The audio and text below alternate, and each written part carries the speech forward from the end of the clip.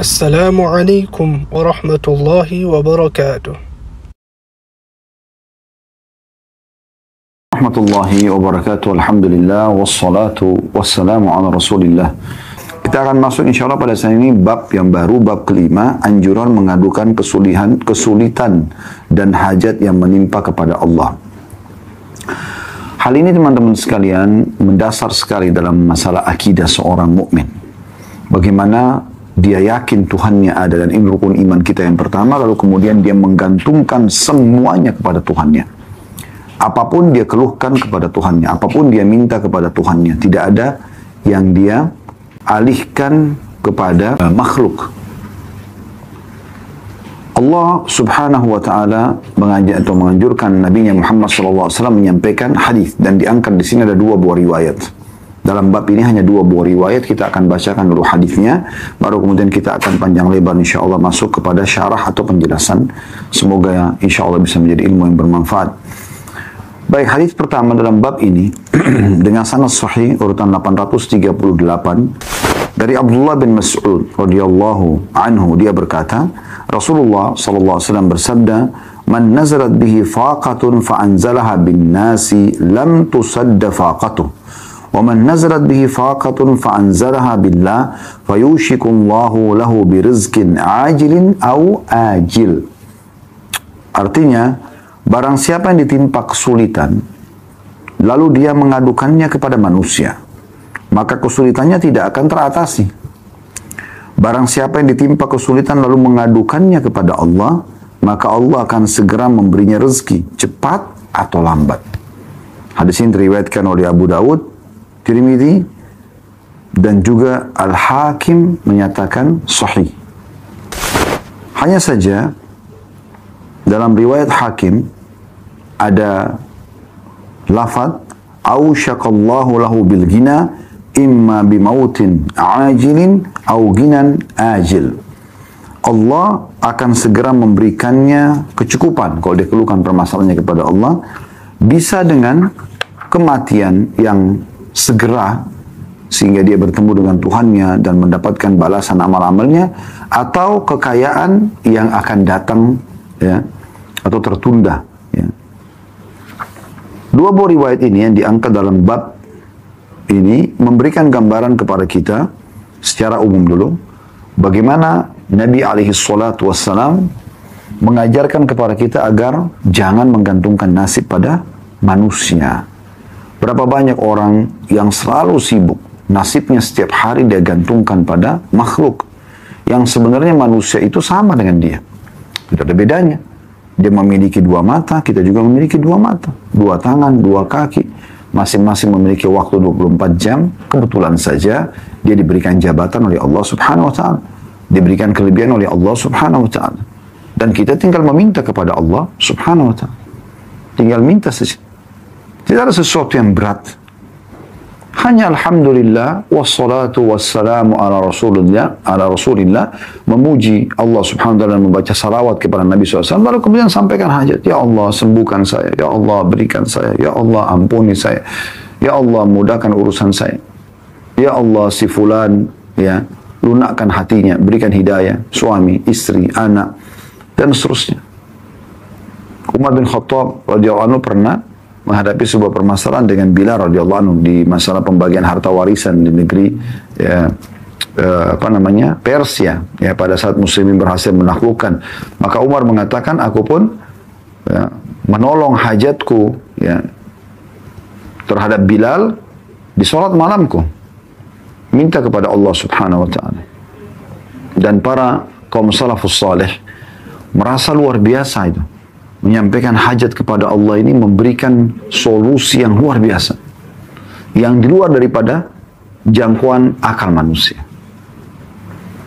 Seorang dai Saudi menceritakan pengalaman dia pribadi. Saya lihat cuplikan ceramahnya ya.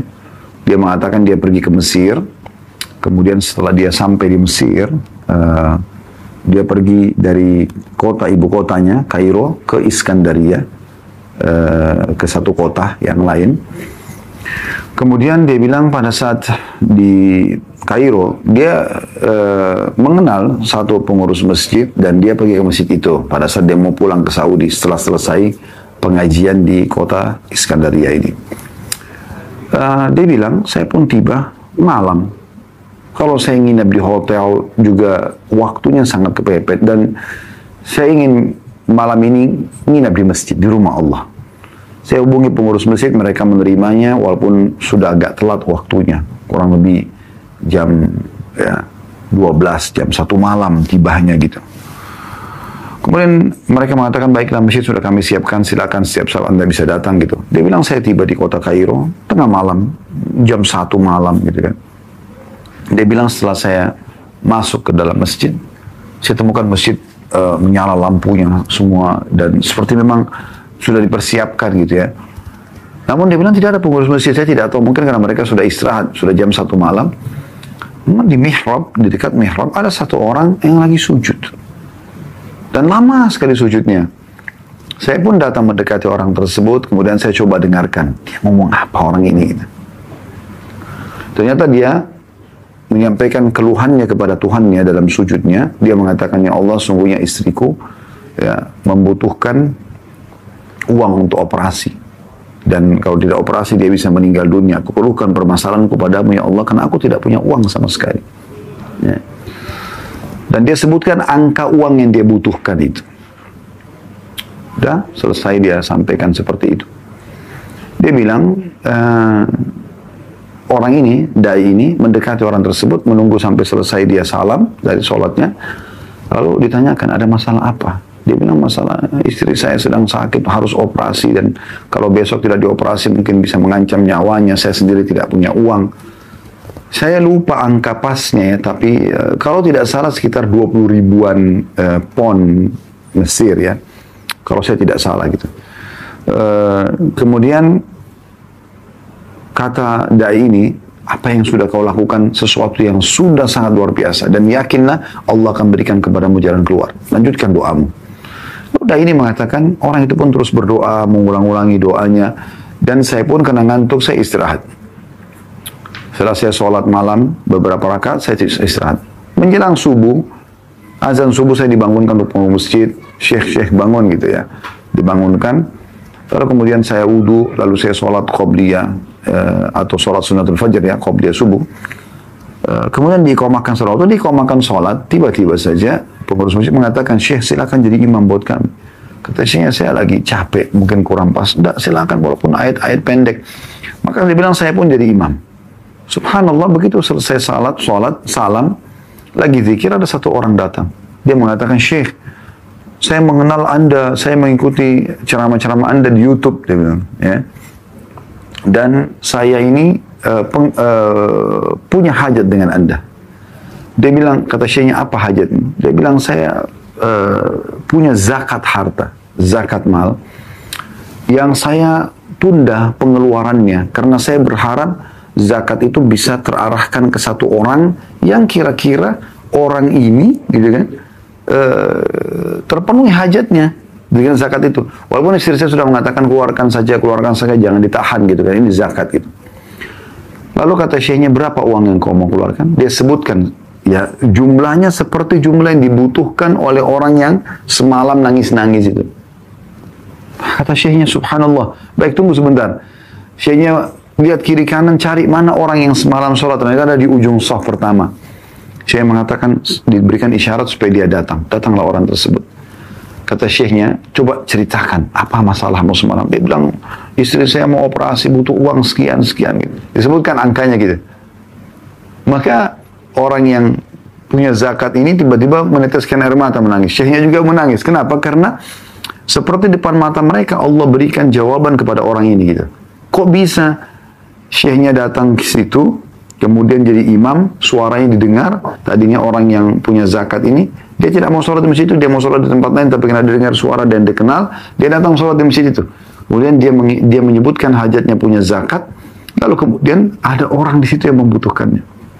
Maka langsunglah Syekh ini memberikan saran kepada pemilik uang agar memberikan kepada orang tersebut dan diberikanlah.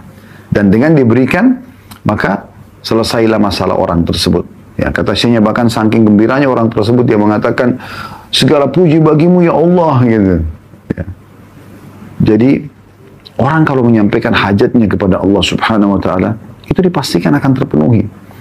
Tapi kalau kita minta-minta sama orang, teman-teman sekalian, bisa diberi, bisa tidak. Ya, bisa diberi, bisa tidak. Walaupun kalau sudah dalam keadaan kepepet, kita boleh mengajukan, kita boleh meminta, tidak ada masalah. Tapi permasalahannya di sini, ya, kalau kita tidak minta kepada Allah SWT, hanya menggantungkan pada manusia, terus bergantung pada manusia. Makanya di sini dikatakan oleh Nabi SAW, siapa yang ditimpa kesulitan, sekecil sampai sebesar apapun, lalu dia mengadukan kepada manusia, maka kesulitan tidak akan teratasi.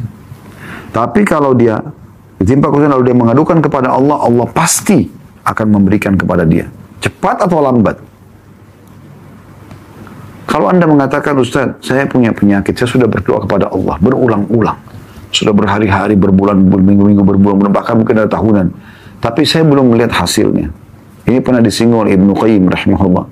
Sehingga saya sering beliau mengatakan, kalau ada orang yang sudah berdoa, lalu kemudian dia menganggap doanya belum diterima karena belum melihat hasilnya, ini pemahaman yang keliru. Misal contoh, anaknya sakit, lalu dia mengatakan, ya Allah sembuhkan anak saya, tapi anaknya belum sembuh. Bukan Allah belum terima. Allah sudah memberikan kepada dia. Kalau seandainya dia tidak berdoa, mungkin penyakit anaknya akan lebih parah. Satu sisi. Sisi yang lain, Allah juga ingin memberikan tambahan pahala kepada orang ini. Karena memang dalam sebuah hadis dikatakan, sebuah riwayat, bahwasanya Nabi SAW bersabda, Allah berfirman, kalau Allah, ya, Nabi SAW bersabda, kalau Allah melihat atau mendengar doa yang indah dari seorang hamba, Allah terlambatkan jawabannya, agar hamba tersebut tetap dalam doanya. Dan kalau seandainya hamba ini memahami bagaimana doa-doa yang dia sampaikan, yang dia keluhkan kepada Allah Subhanahu wa Ta'ala itu, walaupun dia belum melihat, ya, depan matanya apa yang dia inginkan semua diberikan, dia akan panen itu tetap dalam bentuk pahala di hari kiamat. Dia tidak akan pernah berhenti berdoa. Dalam sebuah riwayat juga disebutkan bahwasanya nanti pada hari kiamat ada orang-orang yang datang lalu diberikan pahala bergunung-gunung. Mereka pun bertanya-tanya, pahala dari mana nih? Mereka sendiri mengatakan kepada berkata kepada para malaikat, ini dari mana nih pahala? Kok saya nggak pernah tahu ini gitu, saya buat apa? Maka kata para malaikat, ini adalah doa-doa kalian yang belum kalian melihat mendapatkan hasilnya di dunia. Maka pada saat itu mereka berharap agar seluruh doa yang mereka munajatkan di dunia, Allah nggak berikan dunia, supaya mereka panen dalam bentuk pahala di hari kiamat. Saking besarnya pahalanya gitu. Bisa juga Allah dengan hikmahnya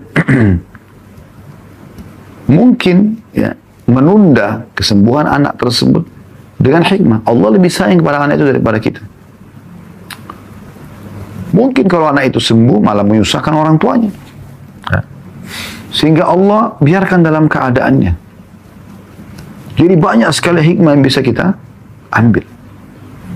Sudah menjadi sunnatullah, sistem yang Allah ciptakan. Orang yang beriman pada Allah, yang menggantungkan nasibnya pada Allah, Allah akan berikan. Orang yang kufur kepada Allah, Allah akan binasakan. Itu sudah menjadi sunnatullah, sistem. Terlalu banyak manusia sebelum kita yang Allah jadikan sebagai contoh. Ada Fir'aun di zaman Nabi Musa AS, ada Namrud di zaman Ibrahim AS. Banyak sekali gitu. Banyak sekali. Dan Allah menyebutkan dalam surah Ar-Rum, teman-teman sekalian, surah nomor 30, ayatnya ayat 9, Allah suruh kita berjalan di muka bumi, lihat itu. Supaya jangan kita mengikuti orang-orang yang sudah terlanjur Allah hukum, dan kita mengikuti jalan orang-orang justru yang Allah sudah selamatkan. Nabi dan para sahabatnya ridwanullah alaihim, dan jangan ikuti Abu Jahal dan Abu Lahab dan grup-grupnya, gitu kan? Begitu juga dengan Nabi Musa AS dan sahabat-sahabatnya, dan jangan ikuti mereka, dan jangan ikuti Fir'aun dan grup-grupnya, Haman, Qarun, dan seterusnya. Allah mengatakan dalam firman ini, A'udzubillahi minasyaitonir surah Rum, surah nomor 30 ayat 9-nya, Awalam yasiru fil ardi fayanzuru kaifa kana aqibatul ladina min qablihim kanu ashadda minhum quwwatan wa atharul arda wa amaruha akthara mimma amaruha wa ja'atuhum rusuluhum bil bayyinat wa ma kana Allahu liyadhlimahum walakin kanu anfusahum yadhlimun. Apakah mereka tidak mengadakan perjalanan di muka bumi dan memperhatikan bagaimana akibat yang diderita oleh orang-orang ya sebelum mereka yang kufur kepada Allah, yang tidak mau kembalikan permasalahan kepada Allah, tidak meyakini keberadaan Allah. Orang-orang itu adalah lebih kuat dari mereka dan telah mengelola bumi serta memakmurkannya lebih banyak daripada apa yang telah mereka makmurkan. Dan telah datang kepada mereka rasul-rasul mereka dengan membawa bukti-bukti yang nyata. Maka Allah sekali-kali tidak berlaku zalim kepada mereka. Akan tapi mereka lah yang berlaku zalim kepada diri mereka sendiri. Di ayat 10-nya Allah mengatakan, "Tsumma kana 'aqibatal ladzina asa'u as-su'a an kadzdzabu bi ayatillahi wa kanu biha yastahzi'un." Kemudian akibat orang-orang yang mengerjakan kejahatan, orang yang jauh dari Allah Subhanahu wa taala, justru ada masalah ke diskotik, ke bar, maksiat kepada Allah Subhanahu wa taala. Kemudian akibat orang-orang yang mengerjakan kejahatan adalah azab yang lebih buruk karena mereka mendustakan ayat-ayat Allah dan mereka selalu memperolok-oloknya. Jadi Allah mengingatkan kita di sini. Pertanyaan sederhana teman-teman sekalian, kenapa kita tidak mau kembali kepada Allah? Kenapa kita tidak mau kembali kepada Allah Subhanahu wa taala? Kenapa kita tidak mau bermunajat? Kenapa teman-teman sekalian kita tidak jadikan Allah sebagai hal yang nomor satu? Ada masalah apapun, introspeksi kita dulu antara hubungan kita dengan Allah Subhanahu wa taala. Coba lakukan resep sederhana ini. Masalah apapun yang Bapak Ibu sedang hadapi, coba introspeksi dulu, introspeksi diri, hubungan kita dengan Allah Subhanahu wa taala. Itu aja dulu. Ada apapun, siapapun yang mengganggu kita, langsung kita kembali kepada Allah bermunajat. Ya Allah, kalau seandainya ini karena dosa hamba-Mu, maafkanlah. Ya. Kalau ini adalah aib hamba-Mu, tutupilah. Kalau ini adalah cobaan-Mu, maka sabarkanlah. Kita minta kepada Allah Subhanahu wa taala. Lalu kita nikmati itu prosesnya. Allah punya cara, teman-teman sekalian, memenangkan kita, memberikan dukungannya. Dan cara Allah sangat cantik. Kalau sudah Allah Subhanahu wa taala yang memberikan pertolongannya. Allah mau kita manja kok. Kenapa kita nggak manja kepadanya? Dan di saat Allah Subhanahu wa taala sedang memberikan cobaan kepada kita sehingga akhirnya kita kembali kepadanya, justru itu tanda kutip Allah sedang menginginkan kita kembali kepadanya. Mungkin kalau tidak ada cobaan tersebut, kita lalai dengan nikmat-nikmat yang ada. Maka Allah datangkan cobaan supaya kita lebih nikmat dalam berdoa, sujud, lebih coba ya bermuhasabah. Mungkin ada dosa saya ini, kita bertobat dan istighfar kepada Allah. Maka itu keselamatan buat kita sebenarnya. Ya. Oleh karena itu teman-teman sekalian, kembali kepada Allah Subhanahu wa taala. Ingat selalu bagaimana para sahabat Nabi kalau sendal mereka putus, mereka selalu memohon hanya kepada Allah Subhanahu wa taala. Haus minta kepada Allah, lapar minta kepada Allah. Semuanya diminta kepada Allah Subhanahu wa taala. Tidak ada yang tidak diminta kepada Allah Subhanahu wa taala. Mari kita renungi sama-sama hadis Nabi alaihi salatu wassalam, hadis yang mulia tentang masalah Allah memang memerintahkan kita agar bergantung kepadanya. Allah memang memerintahkan kita agar bergantung kepadanya. Dan memang hadis ini berbicara tentang masalah ya, rincian ya, daripada kebutuhan-kebutuhan kita. Ya. Misal contoh, atau kita mulai dari potongan hadis ya. Dari Abi Dzar radhiyallahu anhu, beliau menyampaikan anin Nabi sallallahu alaihi wasallam, bahwasanya Nabi sallallahu alaihi wasallam yarwi an Rabbih azza wajal, dia meriwayatkan dari Tuhannya yang maha mulia dan maha tinggi, annahu qala, bahwasanya Allah berfirman, ya ibadi inni haramtu dzulma ala nafsi wa ja'altu bainakum muharraman fala tadzalamu. Wahai hamba-hambaku, sesungguhnya aku mengharamkan kezaliman atas diriku, jadi Allah tidak akan pernah menzalimi kita. Jangan pernah berpikir kalau seandainya kita beribadah lalu kita tidak terima balasannya, kecuali kita tidak ikuti syaratnya. Atau kita sudah bermunajat lalu Allah belum kasih, atau Allah tidak kasih ya. Allah tidak akan zalimi. Allah haramkan terhadap dirinya dan aku jadikan itu haram di antara kalian, maka jangan kalian saling menzalimi. Kemudian Allah rincikan lebih dalam. Ya ibadi, kullukum dhalun illa man hadaituhu fastahduni ahdikum. Wahai hamba-hambaku, kalian semua sesat kecuali yang telah aku berikan petunjuk, maka hendaklah kalian minta petunjuk kepada aku, maka aku akan memberinya. Petunjuk dalam hal apapun. Masalah-masalah yang sedang kita hadapi, keluhkan kepada Allah, minta jalan keluarnya. apapun sifatnya, kebutuhan-kebutuhan yang kita ingin agar terpenuhi, minta kepada Allah.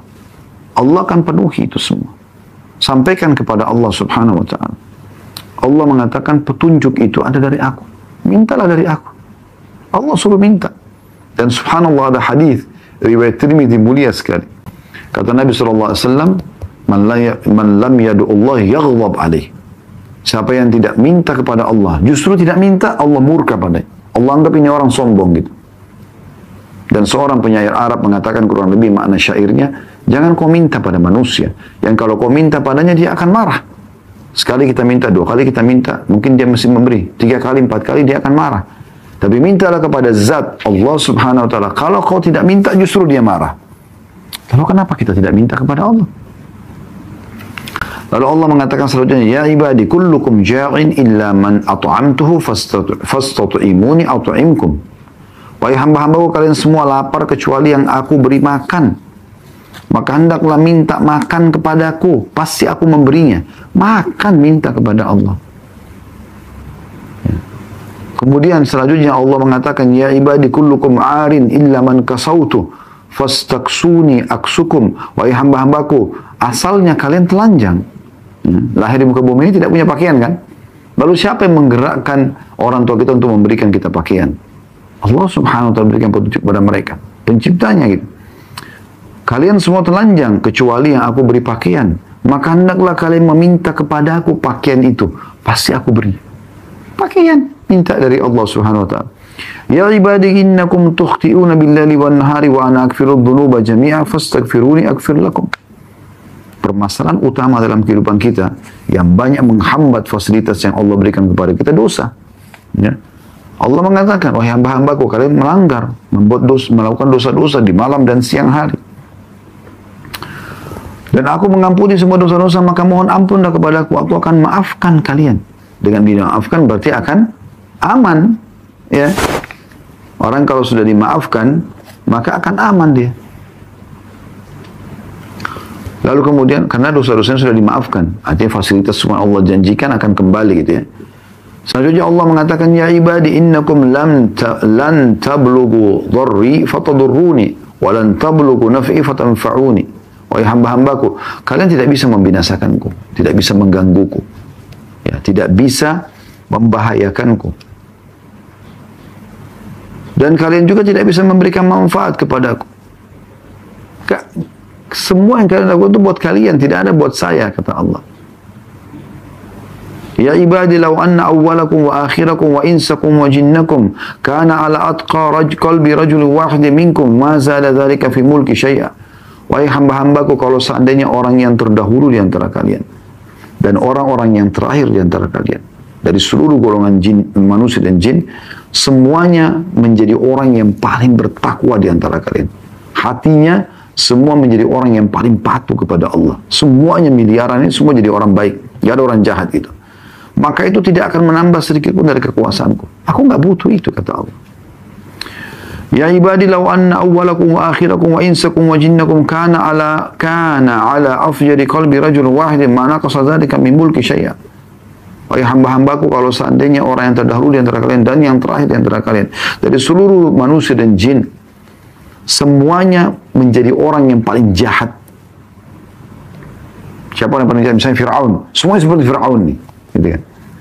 Maka itu tidak mengurangi sedikit pun dari kekuasaan dan kerajaanku. Tak ada pengaruhnya. Kaum sejahtera pun tidak ada hubungan. Tidak ada pengaruhnya kepada aku, kata Allah. Aku sudah siapin sistem yang batu diberikan balasan, yang jahat akan dihukum.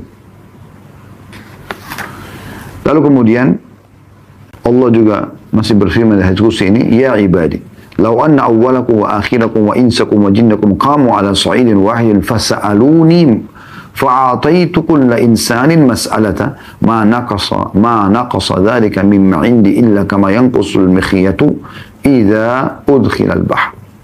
Wahai hamba-hambaku, kalau seandainya orang terdahulu di antara kalian dan yang terakhir di antara kalian dari seluruh manusia dan jin, supaya dikumpulkan manusia dari Nabi Adam sampai manusia terakhir, dari jin yang pertama sampai jin yang terakhir, semuanya dikumpulkan miliaran, berada di satu tempat mereka berkumpul, lalu masing-masing menyampaikan hajatnya, lalu aku berikan masing-masing hajatnya, maka itu sama sekali tidak mengurangi dari apa yang ada di sisiku, kecuali hanya seperti jarum yang dimasukkan ke lautan. Anda lihat kalau jarum dimasukkan ke lautan, ya, dia tidak akan, kalau diangkat tidak akan ada air yang melekat kecuali sedikit sekali, itu pun langsung kering dengan udara gitu. Nah, tidak mengurangi apapun. Allah Maha Kaya, lalu kenapa tidak minta kepada zat yang Maha Kaya ini? Selanjutnya, ya ibadi innama hiya a'malukum uhsiha lakum uwaffiyakum iyyaha. Faman wajada khairan falyahmadillah wa man wajada ghaira dzalika fala yalumanna illa nafsah. Wahai hamba-hambaku, semua amal-amal yang kalian lakukan, aku catatkan buat kalian, aku balaskan, kembalikan kepada kalian. Ya. Maka siapa yang mendapatkan dia berhasil mengerjakan amal-amal baik, maka dia bersyukur kepada Allah. Dan siapa yang mendapatkan selain daripada itu, maka dia jangan menyalahkan kecuali diri mereka sendiri. Diri mereka sendiri. Wasiat yang sangat menarik dari Nabi SAW kepada sepupu beliau Abdullah bin Abbas radhiyallahu anhuma, beliau mengatakan, ya gulam inni u'allimuka kalimat. Wahai anak kecil, aku ajarkan kepadamu beberapa kalimat. Renungi, hafal, fahami baik-baik. Ihfadillah yahfaduk.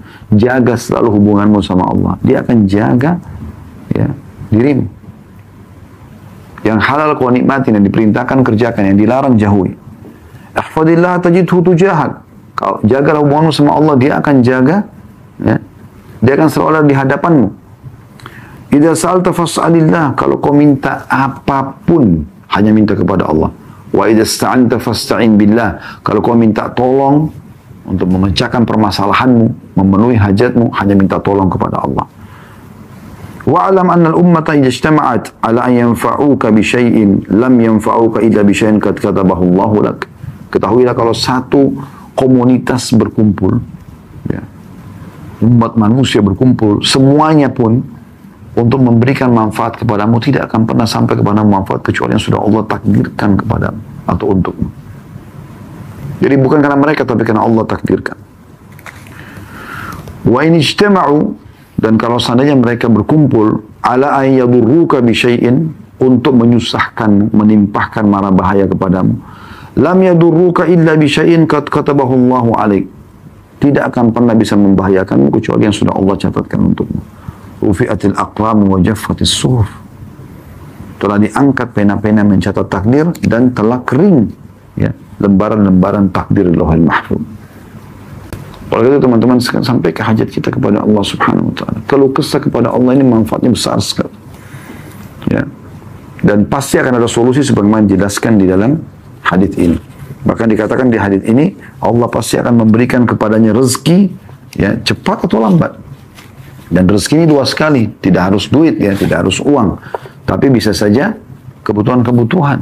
Bahkan termasuk dalam rezeki adalah kalau permasalahan kita terpecahkan. Misal contoh, ada orang sakit, dia berharap sembuh, lalu Allah sembuhkan. Itu kan juga rezeki, karena dengan itu dia bisa beraktivitas lagi.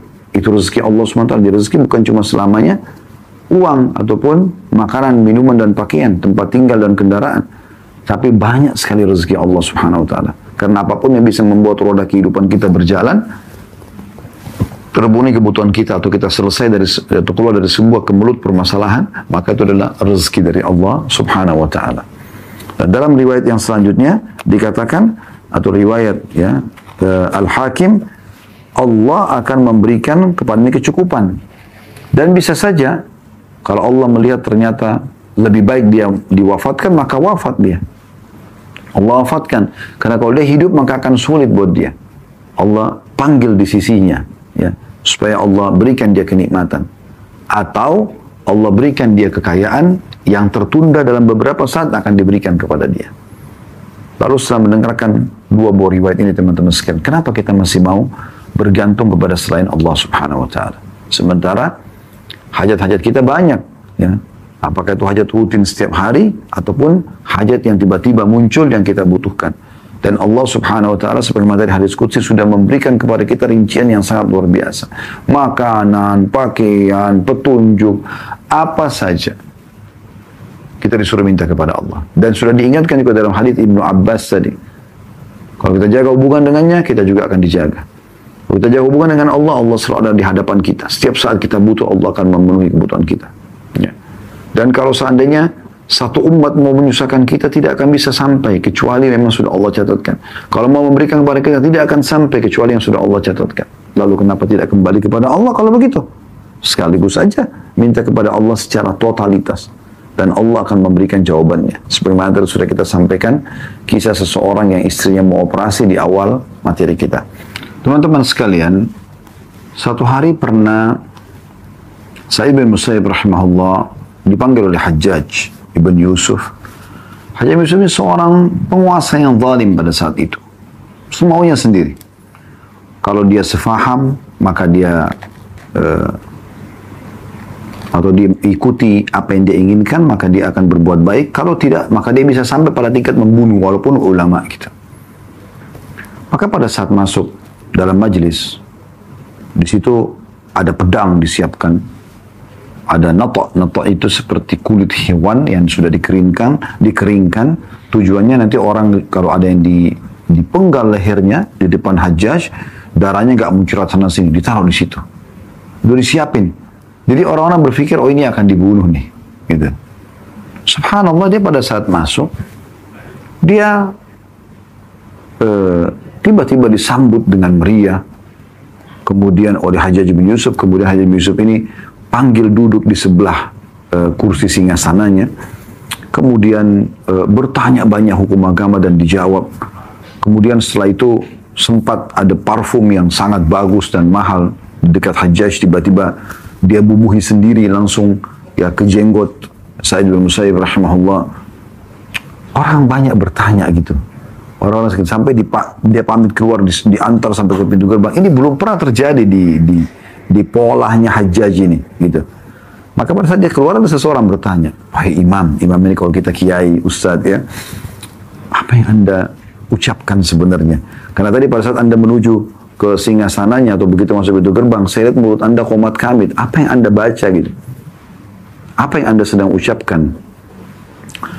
Dia mengatakan, saya mengeluhkan kepada Allah. Saya mengatakan, ya Allah, sesungguhnya engkau tahu kezaliman orang ini dan ya, aku keluhkan permasalahan ini kepadamu. Maka jadikan semua niat buruk dia, semua kejahatan dia menjadi kebaikan untukku. Bagaimana di detik-detik itu dia sudah berhadapan dengan seorang pemimpin yang zalim yang akhirnya bisa membunuh dia. Tapi dia tetap kembalikan semua kepada Sang Pencipta Allah. Dan Allah membalikkan keadaan. Itu luar biasa. Cuma banyak orang tidak memahami masalah ini. Makanya nasihat yang luar biasa juga dari Asy-Syu'bi, nama lainnya Amir bin Syurahbil rahimahullah, seorang ulama tabi'in masyhur. Beliau pada saat menemui Abdul Malik bin Marwan yang pada saat itu menjadi khalifah, ada beberapa orang yang sempat dipenjara gitu oleh Abdul Malik bin Marwan. Tapi mungkin belum ada kejelasan 100% orang ini salah atau tidak gitu ya. Maka tiba-tiba waktu Asy-Syu'bi ada di sana, beliau mengatakan kepada raja pada saat itu, Abdul Malik bin Marwan, "In kunta habastahum bil batil fal haqqu yukhrijuhum." Kalau seandainya Anda menahan orang-orang ini dengan kebatilan, tidak ada hak Anda untuk menahan mereka, maka pastikan kebenaran akan mengeluarkan mereka. Pasti Allah akan datang memberikan kemenangan dan mendatangkan kebenaran itu. Ya. Karena Allah sudah mengatakan dalam Al-Quran, wa qul ja'al haqq wa zahaqal batil inna batila kana zahuqa. Kebenaran pasti akan datang dan akan mengalahkan kebatilan, dan kebatilan pasti akan hilang. Walaupun ada masa-masa mungkin dia bertahan beberapa saat, tapi Allah Maha mengawasi, Allah Maha menjaga. Allah ya dikatakan innallaha kana 'alaikum raqiba dalam surah An-Nisa, Allah ketat sekali pengawasannya. Ya kan? Dalam ayat lain, wa huwa ma'akum aina ma kuntum, dia selalu bersama kalian dimanapun kalian berada. Dalam ayat kursi Allah mengatakan la ta'khudhuhu sinatun wala naum, dia tidak pernah ngantuk apalagi tidur. Pengawasannya luar biasa gitu, ya. Kemudian selanjutnya Syu'bi mengatakan, wa in kunta habastum bil haqqi fal afu yas'uhum. Artinya, kalaupun Anda menahan mereka karena memang dasarnya mereka bersalah, maka memaafkan bisa melepaskan mereka. Artinya ini Allah memerintahkan Anda untuk memaafkan orang-orang. Kalau seandainya memang masih bisa dimaafkan kriminal atau kejahatan yang dia lakukan.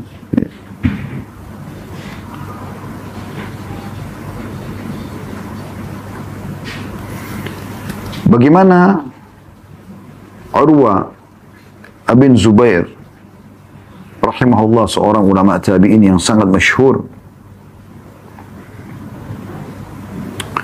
Beliau pernah melihat seseorang mencaci maki Hajjaj bin Yusuf. Dan orang ini tidak mau berhenti gitu. Terus saja ngomong. Hajjaj bin Yusuf zalim gini. Padahal memang zalim orangnya. Memang zalim pada saat itu. Kalau Anda baca tentang Hajjaj bin Yusuf ini luar biasa kezalimannya gitu. Luar biasa gitu. Tapi Urwa bin Zubair rahimahullah, ini Muhammad bin Sirin rahimahullah, bukan Urwa bin Zubair. Muhammad bin Sirin rahimahullah punya ilmu dan dia juga menggunakan keimanan dalam hal-hal seperti ini. Maka dia dekati orang yang sedang caci maki tadi. Hajjaj itu zalim, apalah macam-macam. Kayak banyak orang sekarang mencaci maki. Siapa saja semua dicaci maki. Semua orang salah depan mata dia. Cuma dia sendiri yang benar gitu. Terlebih lagi yang berbahaya kalau kita sedang menyalahkan orang yang kita tidak bisa jangkau dia untuk menyampaikan maaf. Pemimpin-pemimpin, ya. Atau orang-orang yang beda negara, kita hanya nonton di berita. Kita main langsung caci maki. Padahal kita tidak tahu kebenaran ada sama dia atau dia salah. Kita nggak pernah tahu. Hanya Allah yang tahu masalah itu. Dan Allah tahu dia punya udur-udur misalnya. Maka Muhammad bin Sirin mendekati orang yang mencaci maki Hajjaj bin Yusuf sambil mengatakan, "Sah ya ibna akhi." Diam, wahai anak saudaraku. Berhentikan ini ucapan, ocehanmu ini berhentikan. Mencaci maki, sebenarnya pemimpin zalim pada saat itu. Fa inna Hajjaj aqbala ila rabbi. Karena orang yang sedang kau caci maki ini Hajjaj sedang menuju ke Tuhannya. Setiap hari dia bangun tidur ini dia akan mati nantinya menuju ke Tuhannya. Wa innaka ya. Wa innaka innama taqdimu 'ala Allah yaumal qiyamah. Dan kau juga akan mati dan kau akan menuju ke Tuhanmu bersama dengan Hajjaj pada hari kiamat nanti. Satajid anna ahkara adh-dhanbi min dhunubika asharru 'ala nafsika min a'zami fa'alahu Hajjaj. Dan di saat nanti kau berhadap dengan Tuhanmu, kau akan temukan dosa yang paling kecil yang kau lakukan. Itu pada saat kau akan ditanyakan oleh Allah, akan kau temukan lebih berat, lebih besar daripada dosa terbesarnya Hajjaj ya, yang pernah dia lakukan. Karena memang kita akan mungkin dosa itu sudah cukup membuat kita masuk dalam api neraka, naudzubillah. Lalu kenapa kita sibuk dengan dosanya orang lain? Ada Tuhannya. Falikulli imri'in sya'nun yughnih. Oleh karena itu setiap orang harusnya menyelesaikan perkaranya saja sendiri-sendiri. Wa alam anna Allah azza wa jalla sayakhtassu minal hajjaji mimman zalamahum. Ketahuilah bahwasanya Allah pasti akan mengambil hak-hak orang yang terdalimi oleh Hajjaj. Wa yakhtassu lil hajjaji mimman yadhlimuna. Tapi jangan lupa, Allah juga akan memberikan hak Hajjaj dari orang yang mendaliminya. Hajjaj misalnya atau si A berbuat jahat kepada si B. Kita si C nih. Kita ikut-ikutan nih. Ya. Caci maki si A. Padahal sebenarnya kita nggak ada hubungannya. Kalau kita doakan semoga Allah berikan hidayah, semoga apa ya, kebaikan-kebaikan mungkin lain. Tapi kalau kita caci maki kan dosa di sini. Maka yang terjadi adalah kita akan berhadapan dengan orang yang sering kita caci maki. Si B yang dizalimi akan diberikan haknya oleh Allah. Diambil dari si A. Tapi Anda si C juga akan diambil haknya si A yang Anda caci maki. Karena Anda caci maki dia, karena tidak ada hubungannya dengan Anda gitu. Coba bagaimana pekahnya gitu. Kemudian beliau menasihati terakhir wasiatnya di sini, fala tashghilanna nafsaka ba'dal yaumi bisabbi ahad. Oleh karena itu mulai hari ini jangan pernah kau sibukkan dirimu dengan untuk mencaci maki orang lain lagi. Ya. Dari apa yang kita ambil teman-teman sekalian dari dua hadis ini ada pelajaran ya kita. Itu tadi semua syarah penjelasannya, pelajaran dari hadis ya. Yang pertama adalah adanya larangan dalam hadis ini untuk menggantungkan nasib pada manusia. Ya. Karena itu tidak akan memberikan solusi. Dan sudah kita sebutkan tadi kepada syair, jangan kau minta pada manusia, kalau kau minta padanya maka dia akan marah. Kemudian yang kedua adalah adanya anjuran dan penekanan agar setiap orang kembali kepada Allah Subhanahu wa taala saja, menyampaikan apapun hajatnya. Dan itu kalau dilakukan, maka dijanjikan dalam hadis ini Allah akan memberinya rezeki cepat atau lambat. Dan sudah kami jelaskan tadi, makna rezeki di sini teman-teman adalah pemenuhan kebutuhan kita. Baik itu nikmat yang sedang kita butuhkan, maksudnya makanan, minuman, dan seterusnya.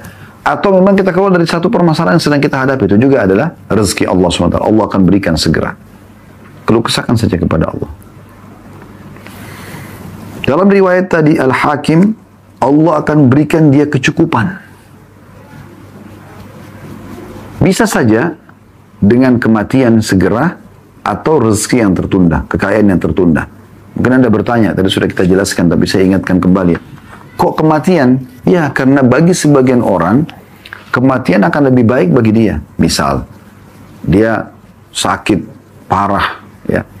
Atau memang Allah lebih tahu, hidup dia ke depannya akan lebih sulit. Akan lebih jauh dari Allah, akan lebih banyak maksiat. Gitu kan? Makanya Nabi SAW mengatakan, jangan kalian berharap mati. Tapi kalian bisa mengucapkan, ya Allah hidupkanlah aku kalau hidup lebih baik untuk aku, dan matikanlah aku kalau mati lebih baik untuk aku. Atau kekayaan yang tertunda. Bukan tertunda di sini artinya tidak dikasih kecuali nanti waktu yang lama, enggak. Tertunda di sini kembali kepada makna lafaz awal. Ajil. Au ajil. Maksudnya cepat atau lambat atau cepat. Gitu. Ajil ini pakai ain berarti cepat. Atau ajil pakai hamzah lambat gitu. Artinya di sini akan ada dalam waktu yang tidak lama dia akan mendapatkannya. Akan terpenuhi juga hajatnya. Intinya sebenarnya adalah kembali dan keluh kesahkan kepada Sang Pencipta Allah Subhanahu wa taala.